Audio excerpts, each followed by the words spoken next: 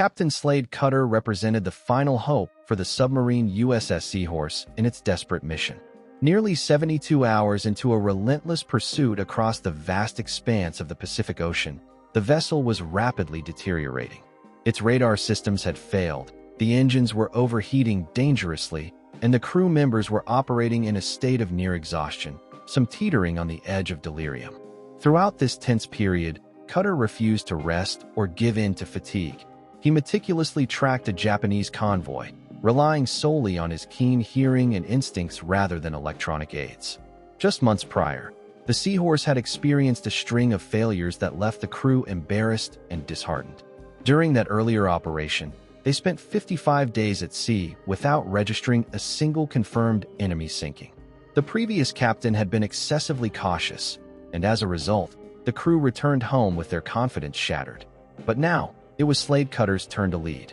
A former standout football player at the Naval Academy, he was a man built like a seasoned lineman, with an imposing physique and an unmistakable fire for combat. He strongly believed that hesitation and overcaution often cost more lives than outright aggression. To Cutter, any delays could spell disaster, and he saw the line between bravery and recklessness as dangerously thin.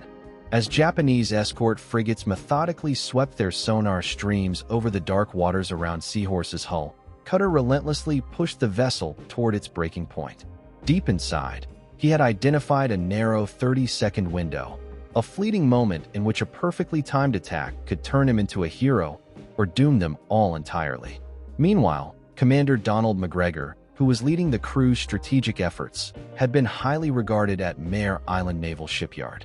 His high standards and rigorous training routines had impressed many, as he tirelessly drilled the crew in mock attack scenarios. In those exercises, his team perfected their approaches against simulated targets in the calm waters near California. But when deployed to the waters off Palau in September of the year 1943, everything suddenly changed.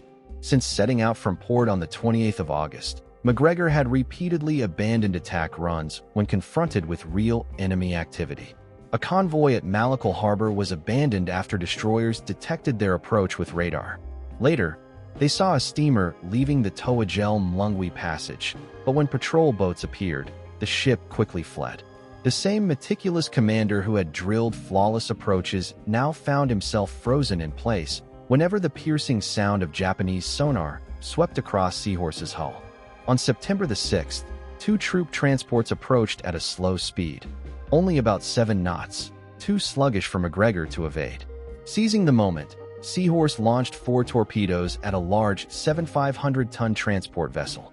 The sonar echoes evidenced 3 powerful explosions, and through the periscope, McGregor saw clouds of smoke and flickering flames roiling upward. For a brief moment, hope surged within him.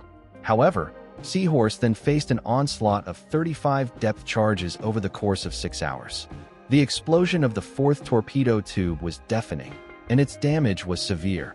The crew observed that when they surfaced after nightfall, there was no debris or oil slick indicating a successful sinking. The targeted transport had survived unscathed. Yet, amid all this frustration, Slade Cutter, the submarine's executive officer, was more furious than anyone else about the missed opportunity. Years earlier, he had earned a formidable reputation at the Naval Academy as an All-American tackle football player. With his 6'2" frame, he had charged through adversaries' lines, helping secure the Navy's first victory against Army in what seemed like ages. After graduation, instead of opting for the surface fleet, Cutter gravitated towards submarine service, attracted by the independence and aggressive tactics it offered. His first combat experience aboard the USS Pompano had taught him that Japanese escorts were not the invincible hunters his training manuals had depicted. For nearly a year, he had watched torpedoes find their targets, destroying enemy hulls while sonar pings echoed around him, and diligently recorded every detail. Now, aboard Seahorse, he could not understand why his captain kept retreating whenever enemy escorts appeared on the horizon. On September the 10th, Seahorse tracked a group of 5 ships leaving the WWII passage, a convoy that zigzagged lazily across the sea, fully exposed, with no signs of alertness or evasive maneuvers. Conditions were ideal for a nighttime surface attack, yet McGregor's caution kept them from engaging. Cutter recognized that with such a slow, unalerted formation, this was their chance to strike a decisive blow, a rare opportunity that might bring fame or, conversely, lead to disaster if missed. Throughout his career, McGregor had never managed to bring a submarine within 13,000 yards of a target. He often cited the numerous escort ships as the main obstacle, insisting they created an impenetrable barrier, preventing any close approach. The escorts were numerous, well-coordinated, and always kept the submarine at a safe distance, making stealthy infiltration nearly impossible. When Cutter proposed a daring tactic, trying to outmaneuver the escorts on the surface after dark, he believed such an approach had proven successful before, during their operations near Pompano.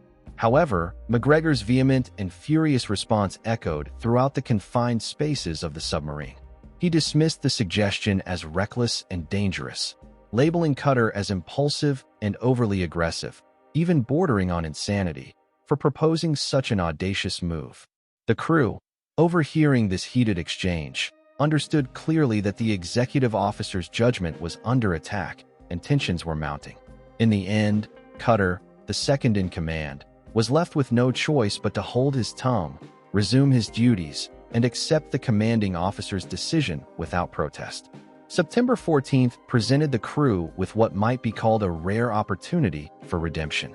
A sizable tanker appeared off Toajelm Lungwi, moving at a slow but steady pace. The vessel was apparently alone, seemingly unaccompanied by any escort ships, which raised hopes of a successful strike. For once, McGregor decided to be more aggressive and took action, firing 4 torpedoes from the stern toward the target. Then, after a quick maneuver, he swung the submarine around to launch another 4 torpedoes from the bow, making a total of 8 torpedoes streaking rapidly toward the unsuspecting tanker. The crew anxiously held their breath, their eyes fixed on the torpedo tubes, counting down the seconds until impact. Yet, despite their hopes and expectations, nothing happened. Not a single explosion erupted against the hull of the tanker. No sign of a hit. No sign that the torpedoes had struck home. The silence was deafening, a crushing disappointment. Cutter, ever the bold and daring officer, argued strongly that they should close the distance further, maneuver to investigate what went wrong. He suggested they check whether the torpedoes had run too deep, which would prevent them from hitting the target, or if they had prematurely detonated or simply missed altogether. This concern was justified, considering the notorious issues that plagued American torpedoes at the time, which often failed to explode upon impact or malfunctioned in other ways. The fleet was painfully aware of these persistent problems, and it was crucial to identify the cause of their failure in order to improve future attacks. However, McGregor refused to heed the advice, insisting that the submarine stay at a safe distance rather than risk the enemy's counterattack. When Cutter pressed further on this matter, demanding that they close in for a closer look, the captain responded harshly by ordering the second in command to be confined to his quarters for the rest of the patrol. The officer, face flushed and burning with embarrassment, was forced to obey, while the crew in the control room watched in stunned silence. For the next 2 weeks, Seahorse continued its patrol without its executive officer, operating under the command of the captain alone. On September 27th, Seahorse finally arrived at Midway, but with no confirmed sinkings recorded. The official patrol report crafted by McGregor claimed that they had scored 3 hits on a transport vessel and had engaged multiple convoys with aggressive tactics. But in reality, there had been no definitive confirmed damage. When this report reached Pearl Harbor, it landed directly on the desk of Rear Admiral Charles Lockwood, the commander of the Pacific Fleet's submarine forces. The raw numbers told a stark story: 55 days at sea, and not a single enemy ship confirmed as sunk. This was particularly disheartening considering the intense context of war in the Pacific, where submarine success was vital.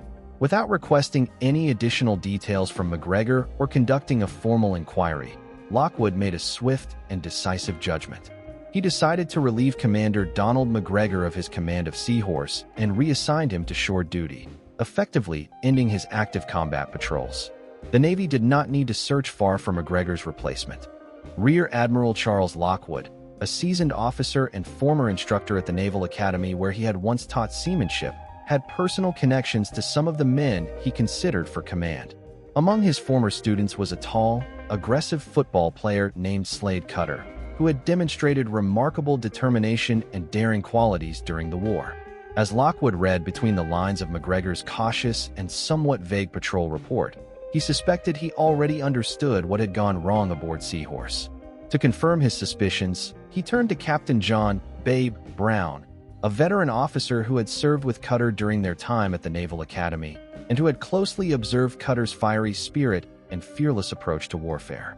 Brown recalled watching Cutter bulldoze through opponents on the football field, a trait he later brought to his combat missions beneath the waves, attacking through escort screens, pressing forward with relentless aggression, and pressing home shots at the enemy when others might have retreated or held back. Both Brown and Lockwood knew well that Cutter's reputation for aggressive action was well-earned, contrasting sharply with McGregor's pre-war caution and adherence to the rules. Without requesting further details or launching an investigation, Lockwood made his decision, confident that a more daring and instinctive officer like Cutter was exactly what was needed to succeed in the challenging environment of wartime submarine warfare. Following his reassignment, McGregor was stationed on shore, a decision that shifted his role away from direct submarine command. Meanwhile, Commander Slade Cutter was tasked with taking over the leadership of the USS Seahorse. When Cutter officially assumed command of the vessel at Midway in October of 1943, he encountered a significant obstacle, a crew that was openly hostile to him. The underlying problem stemmed from McGregor's relentless public criticisms, which had sown seeds of distrust and resentment among the sailors against their new captain. The situation became particularly tense when Chief Quartermaster Joseph McGreevy approached Cutter with some troubling news. He conveyed that a portion of the crew was unwilling to serve under Cutter's command. According to McGreevy, a number of sailors believed that Cutter was possibly a madman, and therefore unfit to lead them at sea. Recognizing the seriousness of this challenge, Cutter instructed McGreevy to select only volunteers for the upcoming patrol, emphasizing that only those willing to serve under him should be asked to go. The following morning, McGreevy assembled the crew on the deck to address the issue directly. With a firm voice, he posed a stark choice. If any sailor was unwilling to go to sea with Cutter, they should take a single step forward. He made it clear, by doing so, they would be signaling their intent to leave the submarine and serve elsewhere. Shockingly, only one sailor responded by stepping forward, while the rest chose to remain in place. Despite this reluctant compliance, Cutter understood that mere passive acceptance was insufficient to ensure effective operations. Consequently, when Admiral Lockwood visited Midway, Cutter made an earnest request for assistance. Specifically, he asked for Ralph Pleatman, a seasoned veteran of the Pompano submarine. Pleatman was known for his exceptional ability to input target data swiftly and generate firing solutions faster than anyone else in the entire submarine fleet. Recognizing the importance of every individual's contribution, Cutter also valued Chief McGreevy's extraordinary night vision, an asset that proved invaluable in the dark undersea environment. The Admiral assigned McGreevy to oversee the periscope operations, remarking that, despite his own inability to see anything through the periscope, McGreevy could distinguish the black hulls in the darkness with remarkable clarity and precision. Admiral Lockwood emphasized that McGreevy's skill and fearlessness made him an essential member of the crew. Finally, on the 20th of October in 1943, the USS Seahorse set sail from Midway for her second wartime patrol. The submarine, which had previously failed to sink a single enemy vessel, now embarked on a mission with a dramatically transformed crew and a renewed sense of purpose. The new leadership embraced one fundamental principle: to always attack, to never shy away from engagement. This shift in mindset was immediately evident in the crew's actions. Where McGregor had maintained the submarine submerged during daylight hours to avoid contact with the enemy, Cutter opted for a more aggressive strategy. He ran the vessel on the surface whenever it was feasible, thereby covering larger areas of the ocean and actively hunting for targets instead of evading them. Just 9 days into this patrol, Seahorse encountered her first target, a Japanese trawler located south of Aogashima. These small, armed boats functioned as early warning sentinels for the Japanese Navy, making their destruction a priority for submarines like Seahorse. Cutter ordered the submarine to surface for an attack, and the crew quickly scrambled to their battle stations on deck. As Seahorse burst through the surf, the deck gun crew sprang into action, aiming and firing at the target from a distance of around 2,400 yards. Although the gun crew had limited practice and the Japanese trawler was zigzagging desperately to evade fire, Cutter kept them firing relentlessly. The 4-inch gun roared again and again, until the trawler's superstructure was shattered, catching fire and spreading flames from bow to stern. When the vessel finally slipped beneath the surface of the water, 9 Japanese sailors found themselves floating amid the wreckage, survivors of the attack. The following day, on the 30th of October, Cutter spotted another trawler. This time, he ordered the naval guns to disable it with machine gun fire.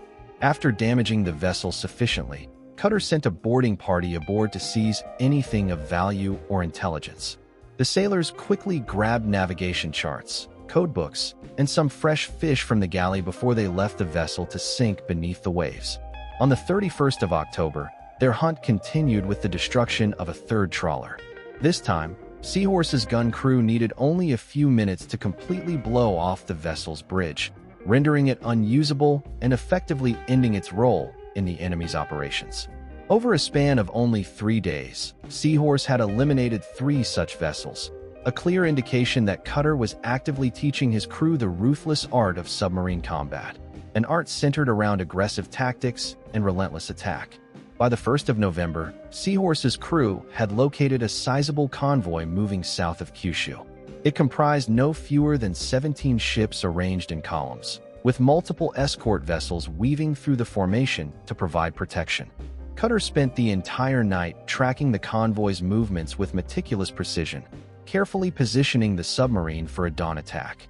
His focus was unwavering, as he prepared to strike when the dawn light revealed the enemy's positions most clearly.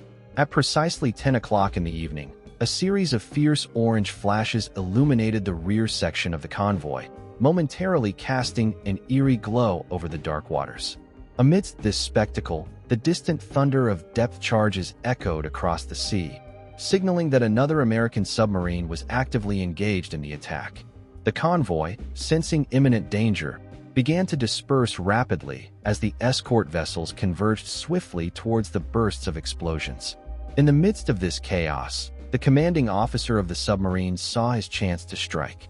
While the Japanese defenders concentrated their attention on the other submarine, Seahorse deftly maneuvered through the tumultuous scene. By early dawn, specifically at 12:48 in the morning of the 2nd of November, the submarine's captain targeted what appeared to be a large passenger cargo vessel, roughly 10,000 tons in size, from a distance of approximately 3,700 yards. Without hesitation, he launched 3 torpedoes from the bow, each configured to run straight and true, ensuring a direct and effective hit. The deadly projectiles traveled through the water with precision, and moments later, 3 powerful explosions rent the air, signaling that the target had been struck. The stern of the ship was torn off and sank immediately, disappearing beneath the surface in an instant, while the bow was thrust high into the air before plunging below the waves with a thunderous splash. Without losing momentum, the captain of Seahorse quickly repositioned his vessel to face new targets. As the early morning hours progressed, at 4:18, he fired another salvo, 3 torpedoes each, at a tanker and a cargo ship from distances of roughly 2,200 yards and 1,700 yards respectively. The effect was dramatic. Both vessels erupted into fiery conflagrations, their decks and superstructures engulfed in flames. The explosion of the tanker's aft section was particularly violent, causing debris to rain down over the water like a deadly shower. Within just a few minutes, both ships had been reduced to sinking wrecks. The ships known as Chihaya Maru and Uemi Maru were now firmly added to Seahorse's tally of enemy vessels destroyed. Having endured months of mounting frustration under the command of McGregor, the crew of Seahorse had finally witnessed their submarine execute a fierce and decisive attack, sinking 3 ships in a single night, a remarkable demonstration of aggressive power. This event marked a turning point. Cutter's vision of assertive action had been realized. No longer was he seen merely as a reckless or unpredictable commander. Instead, he had grown into a focused and effective leader of his team. Fast forward to the 22nd of November, Seahorse and her crew were once again immersed in the stealthy pursuit of another convoy lurking in the waters of the East China Sea. This time, 3 escort ships formed a formidable barrier, constantly echo-ranging and blocking any straightforward approach. The old Seahorse, under previous leadership or tactics, might have chosen to withdraw and wait for better conditions. However, Cutter's version of Seahorse, equipped with advanced radar capabilities, approached the convoy at a depth just beneath the reach of the enemy's sonar. While remaining invisible to their sonar operators, the submarine maintained continuous contact through her radar systems. Seizing the opportunity, Cutter launched a salvo of 4 torpedoes from a distance of around 1,500 yards. 2 of these torpedoes struck their mark, hitting the 8,999-ton Daishu Maru amidships. The explosions were devastating. The ship was torn apart and sank rapidly into the depths of the Pacific Ocean, leaving no trace of its once massive hull. Just 4 days later, Seahorse intercepted another convoy racing desperately toward the protective waters of the mined Tsushima Strait. With the enemy ships nearing their safe harbor, Cutter understood that an immediate attack was crucial before they could reach the safety of the defensive zone. The conditions were less than ideal, the angles were poor, and the range, nearly 4,000 yards. But the sense of urgency was overwhelming. He fired 3 torpedoes at the lead tanker from this long distance, approximately 3,900 yards away. 2 of these torpedoes connected, causing the tanker's midsection to explode spectacularly. The ship's stern section was cast adrift, floating free, while the bow was driven downwards instantly, sinking beneath the waterline. No sooner had he launched this attack than Cutter responded by firing 4 stern tubes at a second tanker from about 3,300 yards away. For a tense 10 seconds, nothing happened. Then suddenly, the night was transformed into an inferno. The San Ramon Maru did not just explode. It created a mushroom cloud of burning fuel that soared 3,000 feet into the sky, while fragments of the tanker rained down over the water, adding to the chaos. The force of this blast was so immense that an escort vessel nearby was forced to stop dead in its tracks, likely damaged by the flying debris. By the end of November, Seahorse was running perilously low on her remaining torpedoes. Only a few were left. Cutter had been tracking a convoy for hours, patiently waiting for the perfect moment to strike. When he finally fired his last set of stern tubes just after midnight on the 1st of December, tragedy struck. One of the torpedoes detonated prematurely, seconds after leaving the tube. This catastrophic malfunction revealed Seahorse's position to the enemy, prompting the convoy to respond with a heavy barrage of shells and depth charges. The water around her churned as the convoy's ships sought to hunt and destroy her. The leader of the convoy quickly took Seahorse to a safe, deep position, and the enemy ships rapidly dispersed, searching elsewhere for the elusive submarine. This series of actions revealed a remarkable transformation in the submarine's tactics and leadership. What had once been a hesitant, frustrated boat now moved with aggressive precision and confidence, sinking multiple enemy vessels in a single night and daring to attack at long range. Each operation showcased Cutter's strategic daring, tactical innovation, and unwavering resolve, traits that turned Seahorse into a formidable opponent in the dangerous waters of the Pacific. When the USS Seahorse arrived at Pearl Harbor on December 12, 1943, her recent accomplishments spoke volumes about her rising success and combat effectiveness.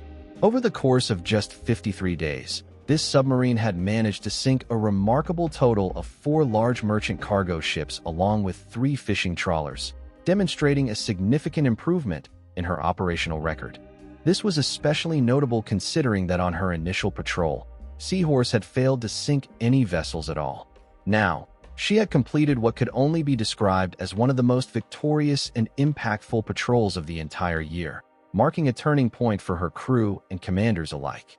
Upon her return, the proud and satisfied Admiral Lockwood personally greeted the submarine at the dock with a broad smile and a sense of well-earned pride.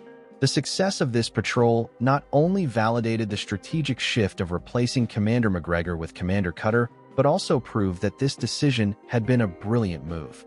The crew, who had initially been hesitant and somewhat skeptical about their new captain, now exuded confidence. They swaggered ashore with a newfound sense of pride and assurance, displaying the behavior of seasoned and confident submariners. Among those expressing pride was Chief McGreevy, who had previously voiced concerns to the captain, warning him that some members of the crew thought he might be crazy or overly bold. Now, however, Chief McGreevy was speaking of his captain with clear admiration, acknowledging the skill and leadership that Cutter had demonstrated. Throughout the patrol, the energetic and spirited sailor Pleatman had fired up the crew with his favorite rallying cry, galvanizing their fighting spirit amid difficult circumstances. When Cutter proposed adopting cleaner, more official language for formal or diplomatic communications, the crew decided to adopt a more audacious form of expression. Seahorse pulled into Pearl Harbor flying a hand-sewn pennant from her periscope shears, boldly emblazoned with the words FUKM, a defiant and unmistakable symbol of their fighting attitude, now serving as their new battle flag for all to see. But Commander Cutter was far from finished. The victory on this second patrol had been about demonstrating Seahorse's capabilities and resilience, about proving what a submarine under his command could achieve. Yet, the true legend was yet to be written. The upcoming third patrol would elevate Seahorse's reputation to legendary status, transforming her from a good vessel into a symbol of courage and tactical brilliance. As the crew of USS Seahorse welcomed the dawn of the year 1944, they had evolved into a precisely coordinated and highly efficient fighting machine. During the extensive refit at Pearl Harbor, Cutter had relentlessly drilled them with the same fervor and intensity he once applied when coaching football on land. Every crew member knew their specific role, trusted their teammates implicitly, and harbored unwavering belief in the tactics of aggressive, proactive warfare. Cutter later explained his philosophy behind this rigorous training, stating that he had instilled the same discipline and team spirit in Seahorse as he had cultivated years earlier while coaching the football team aboard the battleship Idaho. He recounted, "I trained my Seahorse crew in much the same way I did my football team back on the Idaho. Each training session started with individual skill development and basics, then progressed to department training, and finally assembled all departments into cohesive fighting units, one for surface gunfire and others for battle stations and torpedo attack. The key aim was to foster in each man both a sense of self-confidence and a trust in his teammates, because in combat, it's teamwork that makes the difference." Just 10 days into this new patrol, Seahorse intercepted an enemy convoy moving eastward from the Marianas Islands. The initial encounter was far from smooth. The convoy's escort vessels detected the submarine unexpectedly and responded aggressively, dropping 6 depth charges in rapid succession. The violent explosions rattled and jarred every rivet in Seahorse's hull, creating a turbulent and dangerous situation. An older, less determined submarine commander, like McGregor, might have decided to cut and run under such pressure. However, Cutter refused to surrender his position or retreat.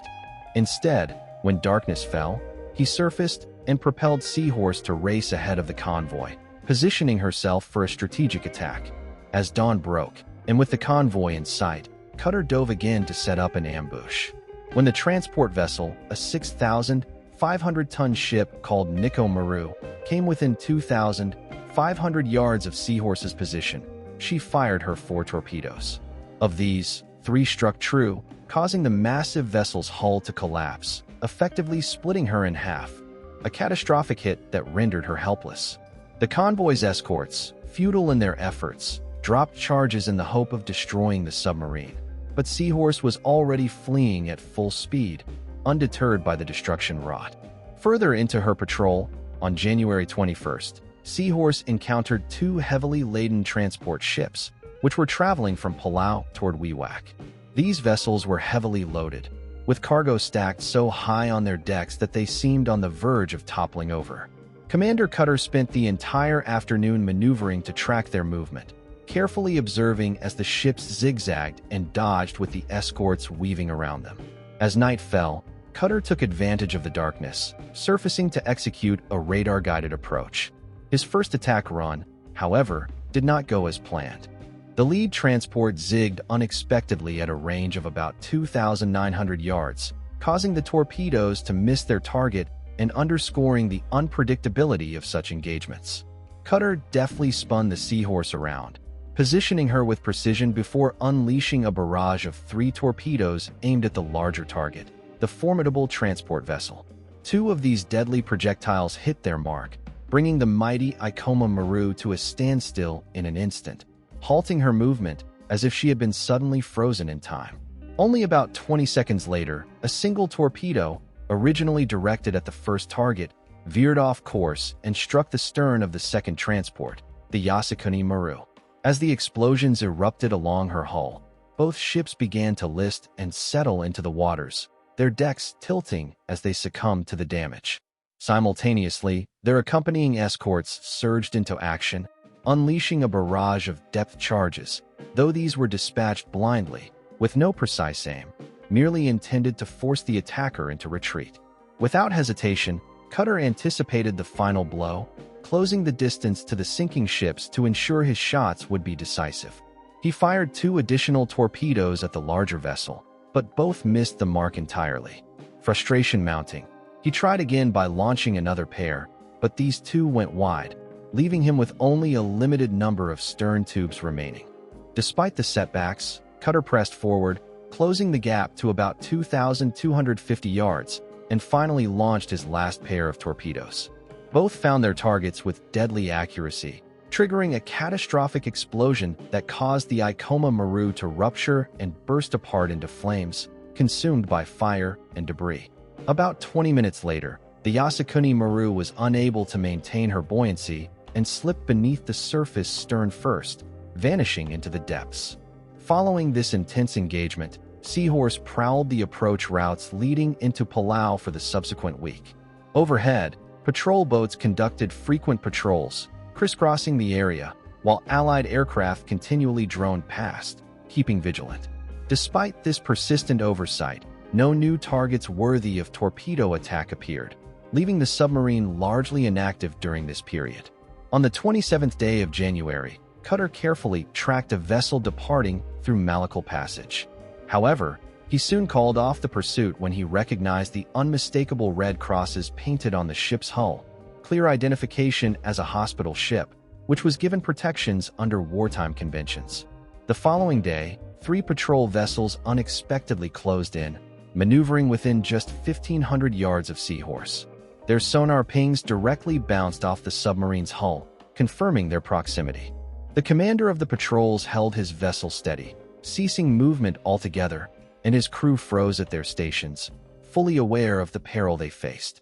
The Japanese vessels then passed by without engaging, actively searching for a submarine that chose not to respond or move. Then, on the 30th of January, McGreevy suddenly sighted smoke on the horizon, indicating a convoy moving out from Malacca Passage. This sighting ignited a renewed resolve in Seahorse's crew. Cutter was determined not to let this opportunity slip away and was prepared to thwart the convoy at all costs.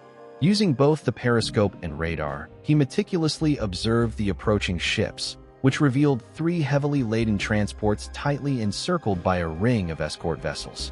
Overhead, Japanese patrol bombers circled at a safe distance, never launching an attack, but continuously surveilling, their presence adding tension to the perilous scene below.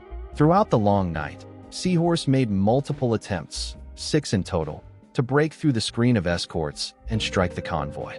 Each effort was thwarted as the escort ships seemed to anticipate Cutter's every move, shifting position just as he was ready to fire, preventing him from achieving a clean shot. The convoy operators, aware of the threat, maneuvered with expert caution, and during each of Seahorse's stealthy approach, the escorts would change course or pick up speed to stay out of torpedo range. Cutter's crew recognized that they were being stalked, intensifying the tension aboard the submarine. During daylight hours, Cutter worked diligently to study their patterns, turning Seahorse to a submerged position at dawn. Through his periscope, he observed the return of Japanese bombers, which continued circling above, maintaining a constant loop but never attacking, only watching intently. As Seahorse's periscope broke the surface or as sonar pings echoed through the water, the crew was forced to drop back into the depths repeatedly, trying to reposition undetected. The hours continued to stretch into days, and fatigue grew among the crew, who endured sleeplessness and the discomfort of their damp, sweat-soaked uniforms. Cutter, meanwhile, refused to leave his post, maintaining relentless vigilance. He kept Seahorse close enough to hear the relentless churn of the convoy's engines overhead, yet always kept at a distance that prevented the escorts from establishing a solid fix on his vessel. The crew ate cold sandwiches at their stations, never leaving their posts for rest or sustenance, driven by the fierce desire to intercept and disrupt the Japanese supply line. Finally, on the night of January 31st, after a grueling 43 hours of persistent cat-and-mouse tactics, the convoy's luck ran out. The escort formation unexpectedly split, creating a narrow 30-second window during which Seahorse maneuvered through the gap undetected. Seizing the opportunity, Cutter launched a swift and precise attack, firing torpedoes from his bow tubes at a range of about 2,600 yards. Two of these torpedoes found their targets instantly, slamming into the Toko Maru's vital structures. The transport erupted into flames, her sides igniting as she was torn apart, breaking into pieces amid the raging fire. The convoy, surprisingly, did not disperse in chaos, but instead reversed its course, initiating a relentless pursuit designed to chase Seahorse into the depths. This chase persisted through the final hours of January and extended into the early days of February, turning into a hard-fought engagement that tested every ounce of skill and endurance of Cutter and his crew. By that time, the submarine's radar equipment had ceased functioning, leaving everyone on board to face the overwhelming exhaustion that blurred their senses and blurred their perceptions. Despite the physical and mental fatigue pressing heavily upon them, Commander Cutter refused to abandon his relentless pursuit. The crew aboard that submarine had never encountered such unwavering resolve from any commander before. They had never seen anyone refuse to give up in the face of such adversity. In the early hours of the first day of February, as the biting cold and darkness enveloped the ocean, the submarine gradually closed the distance to her target, reducing the gap to barely 1,000 yards. Once in position, Cutter launched the final 2 torpedoes from her stern tubes. Both of these deadly missiles struck their intended targets, hitting the mighty troop transport Toei Maru with devastating accuracy.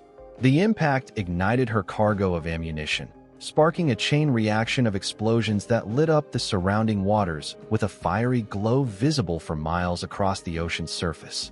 After an exhausting and relentless pursuit that lasted more than 82 hours, more than 3 days and nights without rest, Commander Cutter finally decided to withdraw. The crew was physically drained, barely able to stand, their bodies pushed to the limits of endurance, yet they could hold their heads high for what they had accomplished. They had succeeded in sinking 2 Japanese transports while the entire Japanese Navy desperately endeavored to intercept them and halt their assault. When Seahorse returned to the safety of Pearl Harbor on the 16th of February in the year 1944, Admiral Lockwood was there once again, standing on the dock with a wide grin on his face, as if he had just won a considerable victory. The submarine he had placed his gamble on had just completed one of the most audacious and bold patrols in the history of naval warfare. The crew, who initially believed Cutter's plans to be reckless or even insane, now understood, deeply and clearly, that there was nothing irrational about their commander's actions. Instead, Cutter's daring tactics and unwavering determination were precisely what America needed to secure victory in the vast and treacherous waters of the Pacific War. With a newfound confidence, Seahorse and her invigorated crew set sail once more, departing Pearl Harbor on the 16th of March, 1944. They headed toward the Mariana Islands aboard the USS Seahorse, targeting the busy shipping lanes around Saipan, a strategic hub where Japanese convoys staged their voyages toward the Caroline Islands and the distant shores of New Guinea. On the 8th of April, Cutter orchestrated what would become his most remarkable attack yet. West of Guam, Seahorse tracked a convoy of 3 ships making their way across the dark waters during the night. As dawn approached, Cutter expertly took the submarine to depths where detection was nearly impossible, slipping silently between 2 enemy destroyers that were echo-ranging just 900 and 1,800 yards away.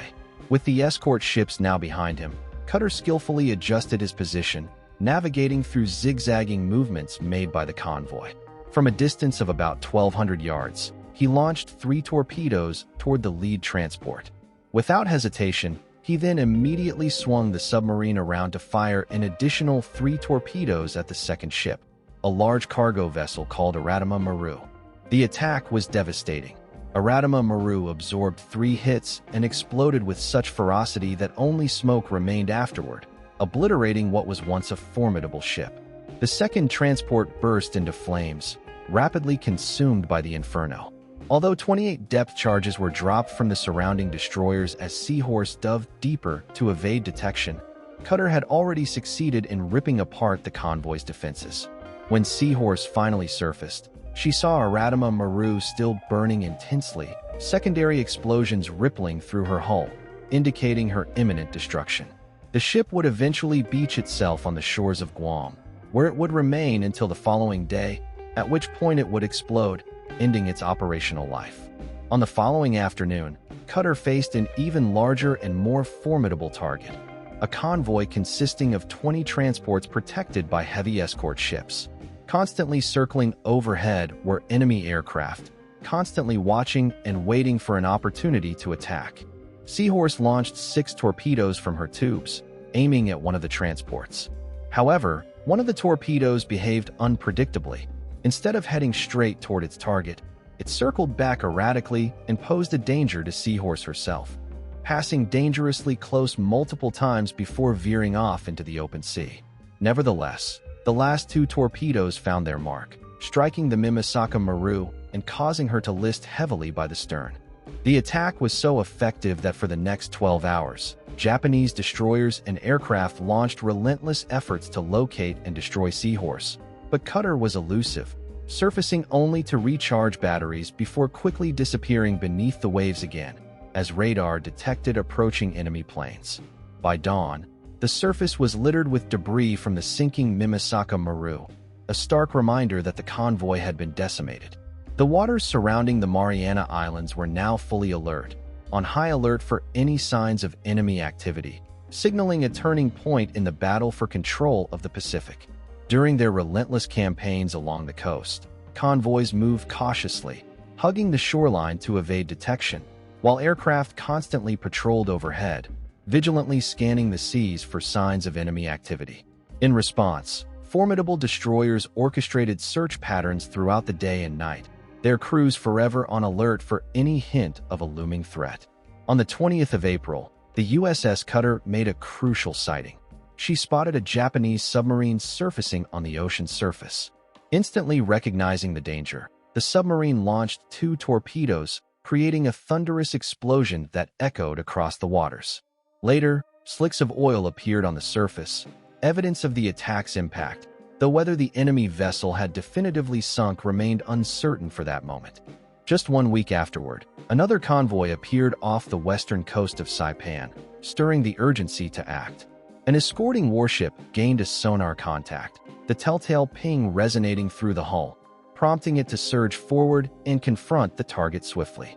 In the split second that followed, 4 stern-launched torpedoes streaked through the water, heading directly towards what was, at that moment, the largest transport vessel in the enemy fleet. The attack was devastating, with 3 of the torpedoes striking their target, causing the vessel, known as the Akikawa Maru, to begin settling by the stern as debris and oil spilled into the sea. Meanwhile, Seahorse dove deep beneath the surface, dodging the explosions of depth charges that rumbled overhead, a dangerous counterattack by the enemy surface ships trying to drive her away. When Seahorse finally arrived in Brisbane on the 11th of May, in 1944, her 4th patrol had proven highly successful. Despite operating in one of the most heavily defended maritime zones in the world, she had confirmed the destruction of 3 additional vessels, bolstering her record of kills. Just a few weeks later, on the 3rd of June, Seahorse set out once again from Brisbane, this time targeting the strategic Luzon Strait, an area where Japan's remaining naval forces still exerted their dominance and prowled with deadly intent. After replenishing her supplies at Manus Island, she pushed forward into the heart of enemy waters, signaling her readiness to engage the formidable Japanese fleet. On the 15th of June, while cruising east of Mindanao, a thick plume of smoke appeared on the horizon, drawing Seahorse's attention.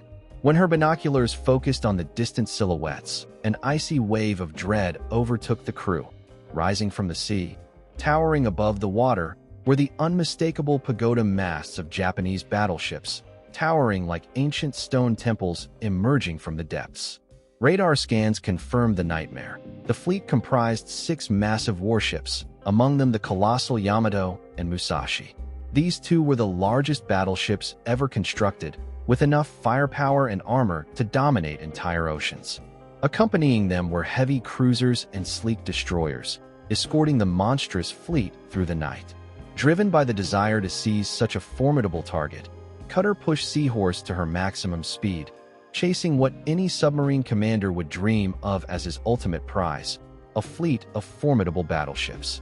Yet, as the pursuit continued, the main engines suddenly began sparking dangerously, their power fluctuating wildly. The submarine's speed, initially at about 18 knots, dropped to 14, then further slowed as the engines faltered. The massive Japanese fleet gradually pulled away, disappearing into the obscuring darkness, out of reach.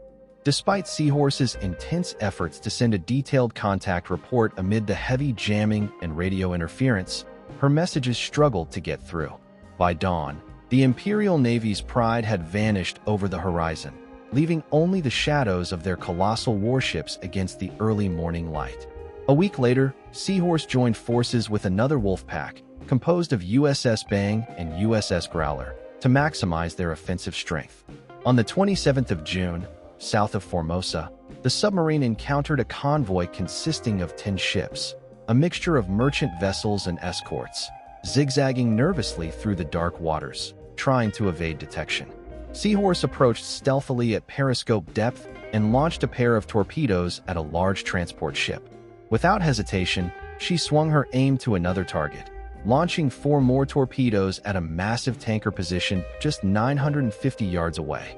The impact was explosive. The sea erupted into a fiery inferno as the tanker Madman Maru was engulfed in flames, instantly turning into a blazing wreck.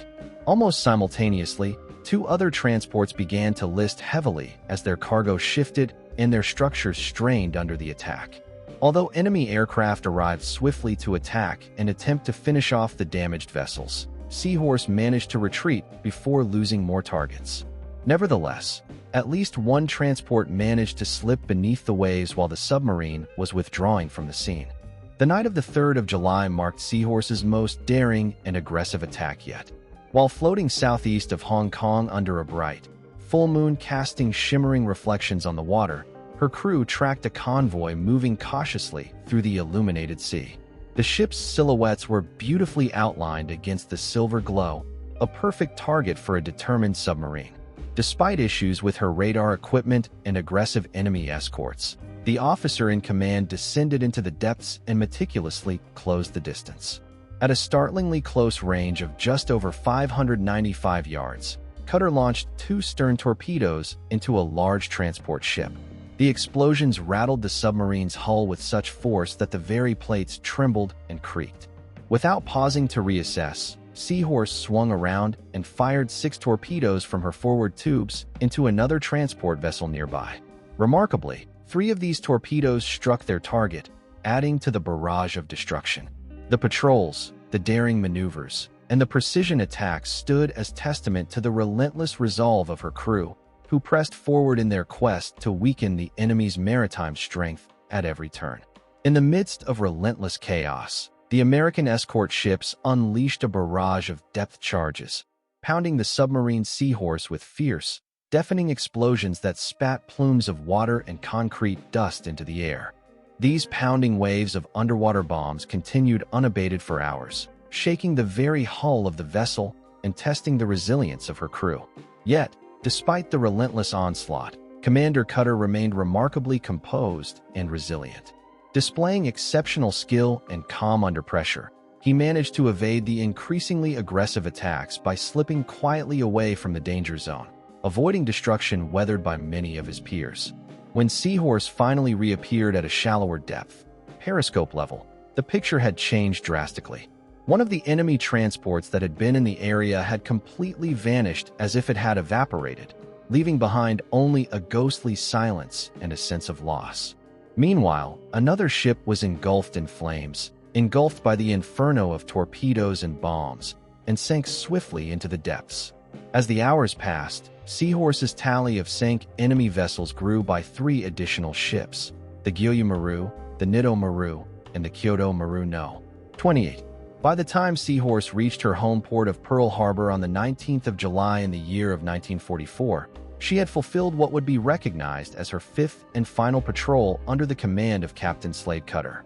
Having survived 5 arduous war patrols, USS Seahorse had etched her name into the record books as one of the most formidable submarines in the United States Pacific Fleet. Throughout these dangerous missions, Captain Cutter, known to many as Babe, had achieved an exceptional wartime record, sinking a total of 19 confirmed enemy ships. His accomplishments transformed the perception of his crew. What initially thought him to be reckless or even mad became believers in his aggressive and relentless approach to submarine warfare. Each successful sinking bolstered his confidence, making him regard Japanese anti-submarine forces as minor inconveniences rather than mortal threats. However, this burgeoning confidence threatened to veer into recklessness, and this shift alarmed some of the more prudent officers at Pearl Harbor. Among them was Captain Babe Brown, who carefully studied Cutter's patrol reports with growing concern. To Brown, the very aggression that fueled Cutter's success risked pushing him beyond safe operational limits. Concerned that this daring streak could lead to catastrophe, Brown made a decisive choice that likely saved Cutter's life. He ordered the submarine to return to port for rest and reassignment. Informed that a higher-ranking officer would take Seahorse for her next patrol, Cutter was sent home on leave. When Cutter arrived back at Pearl Harbor, orders awaited him to move on to new construction projects, and he would never again command USS Seahorse. Many years later, reflecting on Brown's decision, Cutter would come to understand its true significance and the wisdom behind it. He would admit, "Had I gone on a 5th patrol as skipper, I might not have come back." Babe Brown was an insightful man. In August of 1944, command of Seahorse passed to Captain Charles Wilkins.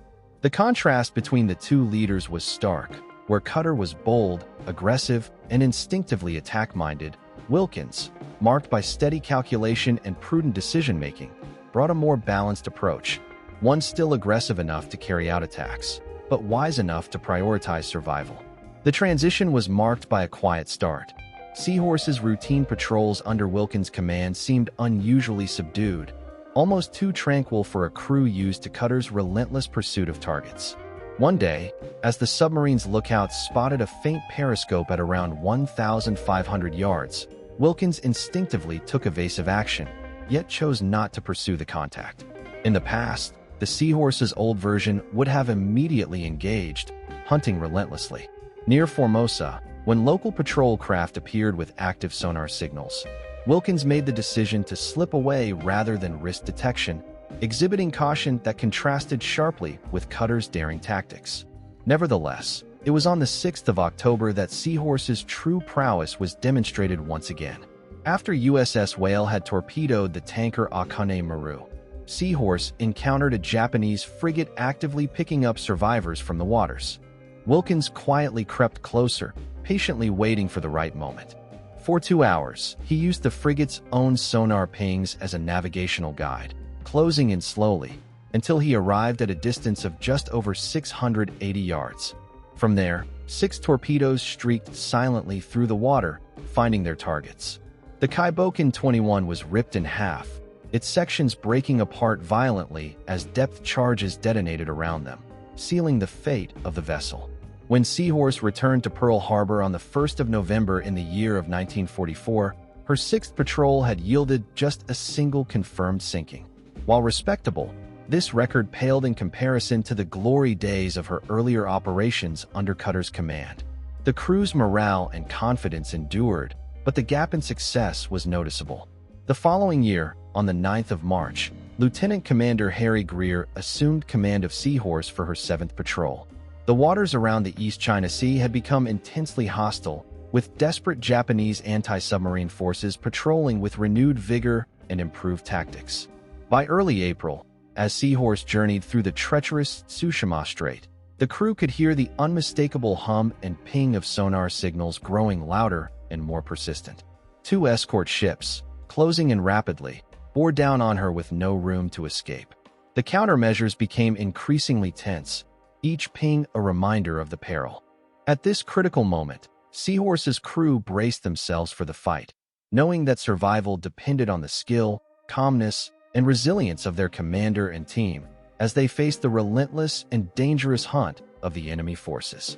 In the depths of the ocean, the submarine Seahorse found herself at a perilous juncture when Greer brought her to a complete stop at a depth of 470 feet. Above her, destroyers passed directly overhead, their mighty sonar systems sending sharp, penetrating pings that echoed off her hull, searching relentlessly for their elusive target. The unfolding events marked a tense and dangerous encounter, one fraught with peril at every turn. On the early morning of April 18th, streaks of dawn cast a faint light over the sea as Japanese frigates sighted Seahorse on the surface. Within moments, a barrage of 9 devastating depth charges was unleashed, forcing her quickly beneath the surface, plunging her down to that same depth of 470 feet, where her systems began to fail one after another. The crew responded in frantic desperation, trying desperately to repair the mounting damage, while over 50 more depth charges rained down upon her during the next 14 hours. Despite the relentless assault, they worked tirelessly amid the chaos, fighting to keep their vessel afloat. By nightfall, Seahorse finally managed to surface, but she was severely crippled and battered from the ordeal. The damage was so extensive that the once vigorous submarine, which had previously instilled fear in Japanese shipping lanes, now limped painfully toward the island of Guam, where she would undergo nearly 3 months of painstaking repairs. Her journey back to port was a testament to her resilience, despite being far from the formidable vessel she had been at her peak. After completing her repairs, Seahorse's service continued, and she was assigned to a final mission, serving as a lifeguard vessel during a crucial patrol. When the vessel finally arrived at San Francisco on the 4th of September, 1945, her history was solidified. She had completed a total of 8 wartime patrols, sinking 21 verified enemy ships that collectively weighed over 80,000 tons, a staggering amount representing an entire fleet of enemy vessels. Under the command of Slade Cutter alone, 19 of these ships had been sent to the bottom of the ocean, earning him recognition as one of the most successful and accomplished submarine commanders of the entire Second World War. The transformation of Seahorse from a vessel that had failed to make an impact on her very first patrol into one of the most formidable hunters within the Pacific Fleet was nothing short of extraordinary. Her newfound prowess posed a persistent threat to the enemy, rendering her one of their most feared underwater predators. Yet, this impressive record of success came at a significant cost in human and material terms. Seahorse had endured over 200 depth charges, savage bombing runs from both hostile and Allied aircraft, and mechanical failures that should have resulted in her outright destruction. Despite these hardships, she persisted, embodying resilience and determination. Commander Slade Cutter's leadership did not end with Seahorse. He later took command of the USS Seahorse, adding 2 more ships to his combat tally before the conclusion of the war. His journey from a football coach who once transformed Seahorse into a formidable combat vessel to an esteemed submarine commander exemplified perseverance and strategic brilliance. His remarkable career and the incredible story of Seahorse's trials and triumphs stood as enduring testaments to the resilience and courage of those who served beneath the waves, a legacy that Babe Brown, among others, ensured would be remembered for generations to come.